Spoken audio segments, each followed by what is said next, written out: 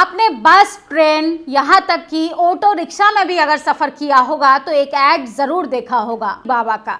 सौतन से छुटकारा, प्रेम में सफलता, पुत्र रतन की प्राप्ति, इसके साथ साथ न जाने कारोबार में घाटा, नौकरी न मिलना, फलाना ढिमकाना, तमाम तरीके के उसमें बातें होती हैं। और सोचिए किस तरीके का आश्वासन दिया जाता है और किस तरीके से आपको ठगने का काम किया जाता है। लेकिन ये प्रचार प्रसार का काम दीवारों से उठकर अब सदन के अंदर चला गया है। ऐसा मैं क्यों कह रही हूँ, विस्तार से आप ये वीडियो देखिए और उसके बाद आप कमेंट जरूर करिएगा कि आखिर क्या इस देश के तमाम सांसद जो हैं बाबा तो नहीं बन गए। बाबा नहीं बल्कि उनको दंगाली बाबा जरूर कह सकते हैं, क्योंकि जब जब चुनाव आता है वो दंगा कराने में कोई कसर नहीं छोड़ते। सबसे पहले आप ये वीडियो सुनिए। लड़की की शादी ना हो रही हो, नौकरी नहीं लग रही हो, घर में कहीं पर ऊफा पटा हो रही हो, पत्नी में नहीं बन रही हो, पति में लड़का बिगड़ गया हो, और तो और गाय अगर दूध नहीं दे रही हो तो आप श्री राम जय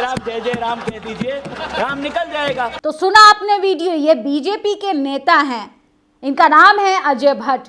किस तरीके से जब भाजपा से आप रोजगार पर बात करेंगे तो आपको मुद्दे से भटकाने की कोशिश किया जाएगा। अमित शाह तो सर खुजाने लगते हैं। देश के प्रधानमंत्री जब तक संसद का शासन चलेगा तब तक विदेशी दौरे पर रहेंगे, क्योंकि सवालों से एकमात्र डरने वाले प्रधानमंत्री नरेंद्र मोदी ही हैं। ये अजय भट्ट बीजेपी नैनीताल के सांसद हैं, उत्तराखंड के। और सोचिए किस तरीके से ये उलूल जुलूल बकवास कर रहे हैं। ये कह रहे हैं कि लड़की की शादी नहीं हो रही हो, नौकरी नहीं लग रही हो, घर में कलेश हो रही हो, पति पत्नी में नहीं बन रही हो, रिश्ता बिगड़ गया हो, या फिर अगर आपकी गाय दूध नहीं दे रही हो तो आप जय राम जय राम जय राम बोलिए, इससे आपके सारे काम हो जाएंगे। ऐसा क्यों हुआ, आखिर जय राम बोलने की हिम्मत कहां से आई, इस पर बात करेंगे। असल में प्रभु राम को जितना भाजपा ने बदनाम किया है उतना किसी ने नहीं किया, क्योंकि विकास के नाम पर इनको नाम बदलना ही आता है। इनके मैनिफेस्टो में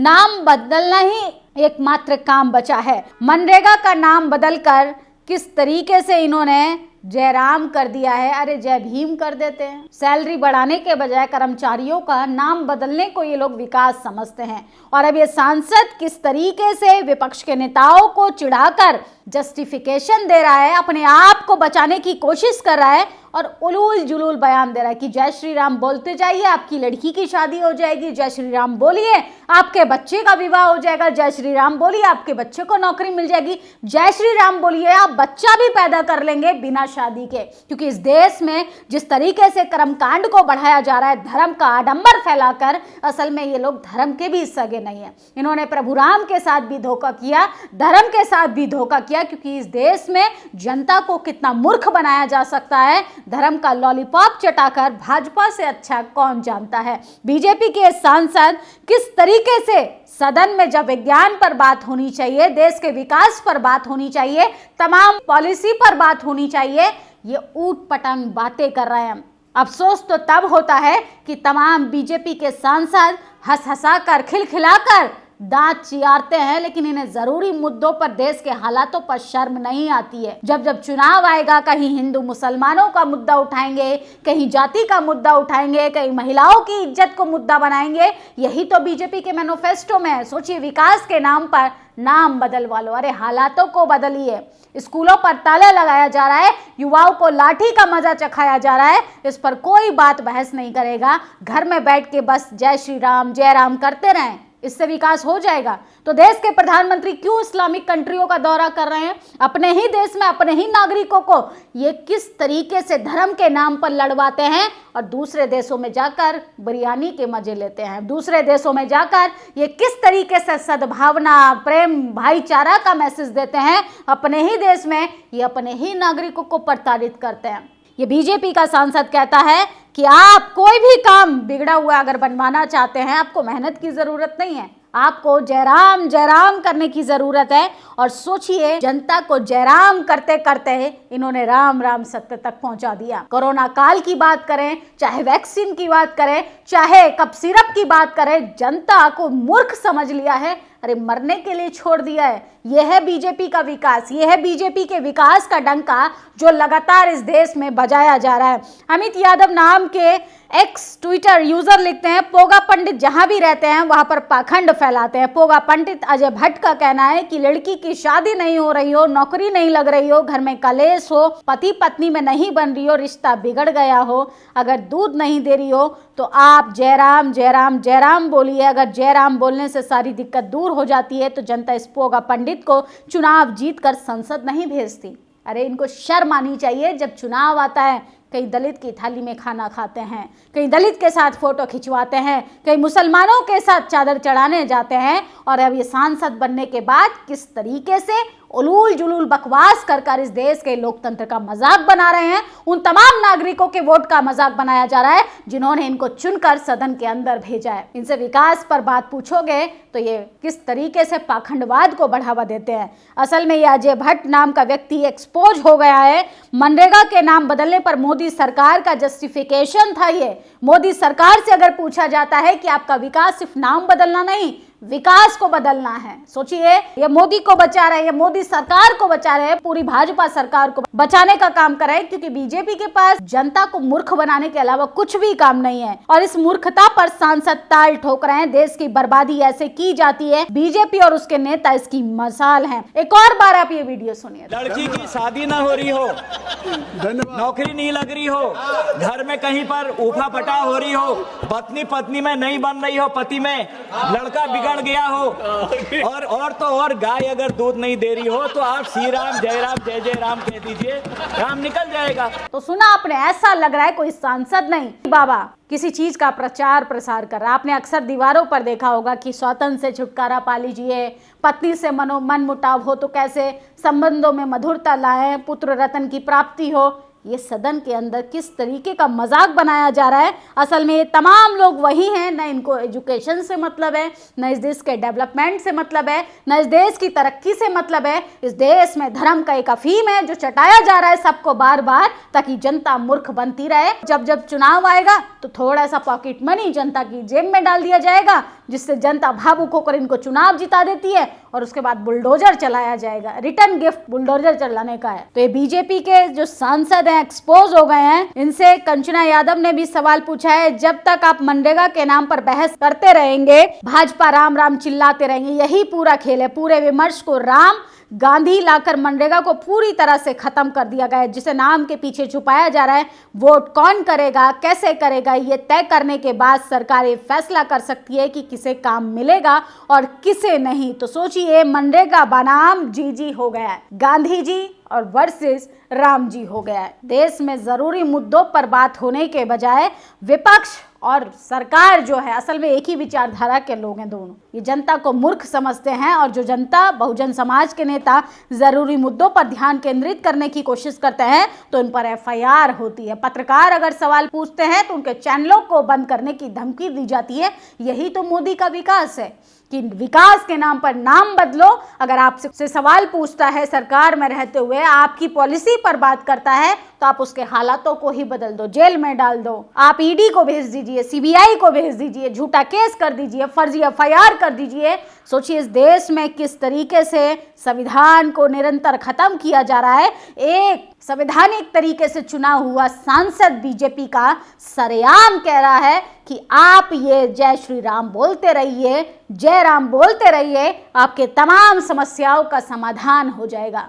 और जयराम बोलने से मेरे पास घर आ जाता है तो मैं जयराम बोलने के लिए तैयार हूँ। मेरे पास अगर अच्छी गाड़ी आ जाती है तो मैं जयराम बोलने के लिए तैयार हूँ। मेरे पास अच्छा बैंक बैलेंस हो जाता है, मैं जयराम बोलने के लिए तैयार हूँ। युवाओं को रोजगार मिलने के लिए तैयार है तो मैं जयराम बोलने के लिए तैयार हूँ। कब सिरप में मारे गए बच्चे अगर जिंदा वापस आ सकते हैं तो मैं जयराम बोलने के लिए तैयार हूँ। देश के प्रधानमंत्री ने करोड़ों लोगों को मरने के लिए नोटबंदी में छोड़ दिया था, अगर वो जिंदा हो सकते हैं तो मैं जयराम बोलने के लिए तैयार हूँ। छोटी छोटी बच्चियों का बलात्कार होता है, अगर वो सब कुछ ठीक हो सकता है तो मैं जयराम बोलने के लिए तैयार हूँ। पुलवामा में जिस तरीके से हमारे शहीदों को निशाना बना दिया गया, देश के मासूम नागरिकों की हत्या कर दी गई, आतंकी हमला हुआ, अगर वो सब कुछ ठीक हो सकता है तो मैं जयराम बोलने के लिए तैयार हूं। लेकिन इस देश में किस तरीके से मजाक बनाया जा रहा है, लोगों की तकलीफों का, लोगों की समस्याओं का, इनको शर्म आनी चाहिए। सोचिए, सत्ता की मलाई का इस कदर इनके दिमाग पर असर हो चुका है कि ये पागल हो चुके हैं, दिमागी रूप से दिवालिया हो चुके हैं, और ये कह रहे हैं कि आपको कुछ काम करने की जरूरत नहीं है। अगर आप सरकार से सरकार की नीतियों पर भी सवाल पूछेंगे तो ऐसे बददिमाग सांसद इनको बचाने की कोशिश करेंगे। अरे आप सरकार में हैं, आप इस देश के मुखिया हैं, आप सत्ता पर काबिज हैं, बहुमत की सरकार चलो मान लेते हैं, आपको ईवीएम की सरकार नहीं कह रहे हैं सर, फिर भी आप जवाब देने के लिए तैयार नहीं। जनता आपके साथ, तमाम एजेंसियां आपके साथ, फिर भी आप जवाब नहीं देना चाहते हैं। और ऐसे मानसिक रूप से कमजोर सांसद अजय भट्ट नाम के लोग कह रहे हैं कि आपको कुछ करने की जरूरत नहीं है, आपको नौकरी चाहिए, आपको पत्नी से अच्छे रिश्ते रखने हैं, आपको गाय से दूध निकलवाना है, तो आप जयराम जयराम जयराम बोलिए, क्योंकि इस देश में सिर्फ आपको 14 में जय श्री राम का लॉलीपॉप पकड़ाया था और अब इनके विकास का जैसे जैसे पोल पट्टी खुल रही है तो ये जयराम पर आ गए हैं। असल में ना ये राम के सगे हैं, ना ये धर्म के सगे हैं, इन्हें सिर्फ और सिर्फ अपनी कुर्सी को बचाना है और ना ही ये जनता के हितों पर बात करना चाहते। ये सवाल पूछने पर भी पत्रकारों का मुंह बंद करा दिया जाता है, क्योंकि रीढ़ विहीन पत्रकार, so called main stream media इनसे सवाल करने का साहस नहीं दिखा पाती है। वो तो पॉल्यूशन के भी फायदे बता देगी। इस देश के जो हालात है, अगर आज मीडिया ने ऐसे सांसदों से, ऐसे नेताओं से, ऐसी पार्टी की विचारधारा पर अगर सवाल खड़ा किया होता तो आज देश में उन तमाम हालातों पर मजाक नहीं बनाया गया होता। ये सांसद सरेआम सदन के अंदर खड़े होकर कह रहा है कि आप जयराम जयराम जयराम चिल्लाते रहिए, आपकी हर समस्या का समाधान हो जाएगा। अरे आपको वोट देकर अगर जनता ने भेजा है तो वहां पे झुंझुना बजाने के लिए नहीं भेजा। आप देश की डेमोक्रेसी पर बात कीजिए, देश के हालातों पर बात कीजिए, आपके संसदीय क्षेत्र में जनता किस तरीके से समस्याओं से जूझ रही है उस पर बात कीजिए। आपको चटकारे लेने हैं। असल में सरकारी पैसे पर इनको ऐश और आराम की जिंदगी मिलती है तो इनको गरीबी समझ नहीं आती है, इनको बेरोजगारी समझ नहीं आती, इनको देश के हालात, जरूरी मुद्दे नहीं लगते हैं। सोचिए जब चुनाव आता है तो यह आपके कदमों में आ जाते हैं। चुनाव जीतने के बाद ये कह रहे हैं जयराम बोलिए। अरे जयराम से आज भला होता देश का तो देश विश्व गुरु बन गया होता। तो जयराम का अफीम चटाना बंद कीजिए। जरूरी मुद्दों पर भाजपा को अब जवाब देना पड़ेगा।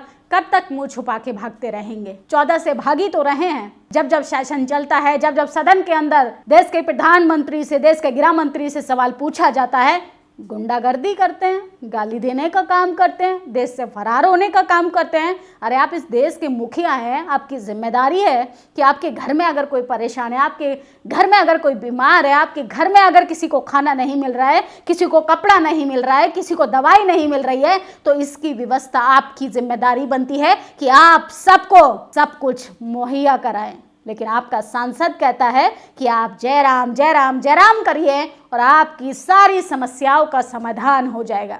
शर्म आनी चाहिए भाजपा सरकार को। असल में ये वही बाबा की तरह काम कर रहे हैं। जिस तरीके से दीवारों पर लिखा होता है फलाना चिलना से आप छुटकारा चाहते हैं तो ये काम कीजिए। यही काम किया जा रहा है। पाखंडवाद को, मनुवाद को, सामंतवाद को, आडंबर को, तमाम चीजों को थोपा जा रहा है, लेकिन असल मुद्दों को भटकाने की कोशिश की जा रही है। इनसे सवाल करो आज के मुद्दों पर तो ये लेके जाएंगे इतिहास में। इनसे सवाल पूछो रोजगार पर, ये लेके जाएंगे वंदे मातरम पर। इनसे सवाल पूछो रोजगार पर, ये लेके जाएंगे जिन्ना पर। इनसे सवाल पूछो देश के विकास पर तो ये लेके जाएंगे नेहरू जी पर। अरे 14 से आप कुर्सी संभाल रहे हैं, हम दूसरे से जाकर पूछे कि देश के हालात या हमारे घर में ये समस्या क्यों हो रही है। आप लोगों की क्या प्रतिक्रिया है, अपनी राय जरूर दीजिएगा। शुक्रिया। नेशनल दस्तक की आपसे गुजारिश है कि अगर इसको बचाना चाहते हैं तो नेशनल दस्तक को सब्सक्राइब करने के लिए रेड कलर के सब्सक्राइब बटन को दबाएं, फिर बेल आइकन की घंटी दबाएं। नेशनल दस्तक को बचाने के लिए बहुत जरूरी है कि हर खबर को शेयर करें, लाइक करें, कमेंट जरूर करें।